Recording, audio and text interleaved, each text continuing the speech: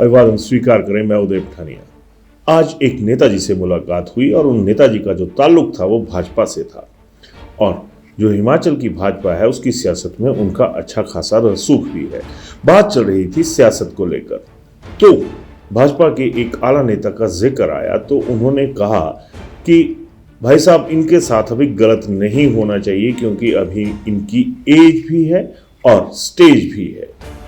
जब उन्होंने ये एज वर्सेस स्टेज का मसला जो था वो डिस्कस किया तो अचानक एक सवाल मेरे दिमाग में जो था वो गूंज उठा कि जब सियासत की बात आती है तो इन नेताओं को एज और स्टेज सब कुछ दिखते हैं और एज और स्टेज का जब जिक्र होता है तो सियासत का जो एक जिसमें खासकर उम्र का कोई पैरामीटर नहीं है वहां पर भी एज और स्टेज की फिक्र इन लोगों को रहती है।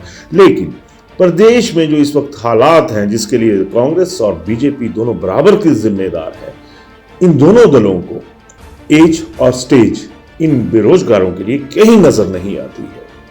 और जब ये एज और स्टेज का जिक्र आता है तो जाहिर सी बात है कि फिक्र करना भी लाजमी हो जाता है। आज के ताजा हालात की बात ले लीजिए। 11 दिसंबर को प्रदेश सरकार जो है वो बिलासपुर में जश्न मनाने के मूड में है क्योंकि उसके 2 साल पूरे हो रहे हैं। अब स्वर्णिम साल है या फिर कोई ऐसा ऐतिहासिक साल है, ये फैसला आप कीजिएगा। लेकिन कांग्रेस ने ये फैसला ले लिया है कि वो 11 दिसंबर को बिलासपुर में जश्न मनाएगी और दूसरी तरफ ये भाजपा इसने ये फैसला लिया हुआ है कि विरोध प्रदर्शन किए जाएंगे, जिला स्तर पर, खंड स्तर पर जितना कुछ हो सकता है वो किया जाएगा। लेकिन हैरानगी की बात है ना बीजेपी के एजेंडे में कहीं जो अनएम्प्लॉयमेंट है वो आती है और ना ही कांग्रेस के एजेंडे में इस एम्प्लॉयमेंट या अनएम्प्लॉयमेंट का कहीं कोई एक तरह से कहे कि ध्यान होता हुआ नजर आता है। फिर बात वहीं पे आकर रुक जाती है कि हो क्या रहा है। अगर मौजूदा प्रदेश सरकार जो कि कांग्रेस की है उसका जिक्र करें तो इस सरकार ने आने से पहले अपने जो मैनिफेस्टो था या दूसरी चीजें थी वहां पर इनके नेताओं की जो बातें थी वो बड़ी जबरदस्त थी। 5 लाख नौकरियां दी जाएंगी सरकारी क्षेत्र में, ये किया जाएगा वो किया जाएगा। तमाम जो वादे और दावे थे वो कांग्रेस के नेताओं ने ठोक कर किए। लेकिन आज हालात क्या है?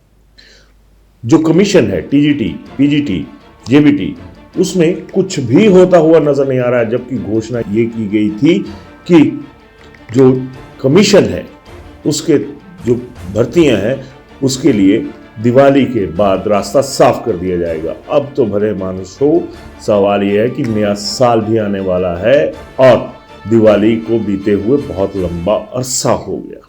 खैर, इन चीजों को डिस्कस करने का कोई मतलब नहीं बनता क्योंकि जब बेरोजगारी को जो हमारे सो कॉल्ड सत्ताधीश हैं, दंडाधिकारी हैं, धर्माधिकारी हैं, वो तो इसको कहीं डिस्कस करते हुए नजर नहीं आते। राष्ट्रीय स्तर पर भी रोजगार की वही हालत है जो अभी हिमाचल में है। अगर इसमें अकेले कांग्रेस को जिम्मेदार ठहराया जाए तो वो भी सही नहीं होगा क्योंकि केंद्र में भाजपा बैठी हुई है और वहां पर भी बेरोजगारी का जो रोग है वो फैला हुआ है। अगर ऐसे में बेरोजगारी को राष्ट्रीय बीमारी घोषित कर दिया जाए तो भी गलत नहीं होगा क्योंकि रोजगार की जो आस है वो एक आम आदमी को होती है। ताजा हालात में क्या हो रहा है?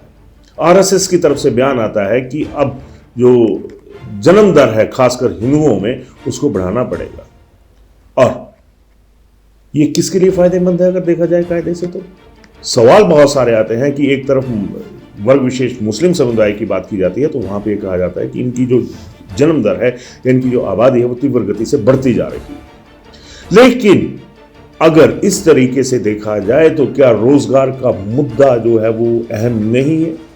आज जो हिमाचल की बात करूंगा तो बेरोजगार कितने डिप्रेशन में है, कभी किसी ने ये सर्वे करवाया किसी सरकार ने या फिर विपक्ष में बैठी भाजपा जिसके ऊपर यह दाग लगा है कि उसके कार्यकाल में अनेकों पेपर लीक हुए। मौजूदा सुखविंदर सिंह सुक्खू सरकार ने उनकी छानबीन करवाई और उसमें बहुत सारी गिरफ्तारियां भी हुई, बहुत सारी चीजें हुई। तो वो लोग कहीं आवाज उठा रहे हैं। भाजपा को देखा जाए तो वो अपने लिए उन मुद्दों को उठा रही है जो उसको 2027 के चुनावों में फ्रूटफुल साबित हो जाए, वो मुद्दे उठा रही है जो उसके लिए वोट बैंक बढ़ा सके। और कांग्रेस एक तरह से ये कहा जाए कि सत्ता के इसमें मदहोश है, वो भी इन मुद्दों पर उस तरह से चिंतन करती हुई नजर नहीं आ रही है जिस तरह से एक सरकार को नजर आना चाहिए। मैं बात कर रहा था 6000 पदों की जिन्हें भरने की बात की गई थी, तो क्या 6 पद भी भरे? जो बैट वाइज आने थे वो आए? क्या कमीशन के जरिए कोई कवायद हुई? इस बाबत कई बेरोजगारों के साथ हमारी रोजाना बात होती है। उनका ये कहना है कि अब हमें सरकार ने उस स्टेज पर नहीं छोड़ा है कि हम कहीं बाहर जाकर नौकरी कर सकें, और सरकार के हालात ऐसे हैं कि शायद कल हमको वो हमारे पास जो वो एज है, जो पात्रता है, वो भी ना रहे। यानी बात आ गई उसी एज और स्टेज की जिसकी एक भाजपा नेता बात कर रहे थे। तो बात वही आ गई कि जब आपसे कमीशन का कुछ नहीं हो रहा है, कमीशन जब भंग करना था तो भंग कर दिया, उसके बाद जब उसका नाम परिवर्तन हो गया व्यवस्था परिवर्तन के तहत, तो पहले चेयरमैन साहब नहीं मिले, फिर मिल गए तो शपथ नहीं हुई। तो बात यह है कि इन लोगों का खवैया है कौन? फिर क्यों ऐसा करा जाता है कि ऐसे हालात बन जाते हैं कि इन बेरोजगारों को रोजगार है उससे एक तरह से छुटकारा पाने की नौबत आ जाती है। अब तो बेरोजगार यहां तक कहने शुरू हो गए हैं कि ईमानदारी का दौर है, सच बोलने का दौर है, सच की कदर हमेशा रही है, तो नेताओं को यह चाहिए कि सच बोलें कि हमसे कमीशन नहीं हो पाएगा, हम उसके टेस्ट कंडक्ट नहीं करवा पाएंगे। 4 साल से सारी चीजें एक तरह से कहें तो थमी हुई नजर आ रही हैं। अब तो बेरोजगारों का यह भी कहना है कि जब भी बेरोजगारी को लेकर कोई सवाल उठता है तो किसी छोटे मोटे पद का एक तरह से यह कहा जाए कि उसका रिजल्ट निकाल दिया जाता है और उसके बाद जो एक लहर होती है वो बैठ जाती है। सबको लगता है कि रोजगार मिल जाएगा, लेकिन रोजगार के दर्शन कहीं भी नहीं होते हुए नजर आ रहे हैं। ठेकेदारी की प्रथा के तहत खुद इसी कांग्रेस के नेताओं ने कई बड़े बड़े दावे किए थे, लेकिन अब क्या हो रहा है? अगर आपको वेतन देना है, अपनी जेब से देना है, तो फिर बीच में ठेकेदारी की जो एक पैटर्न है वो क्यों?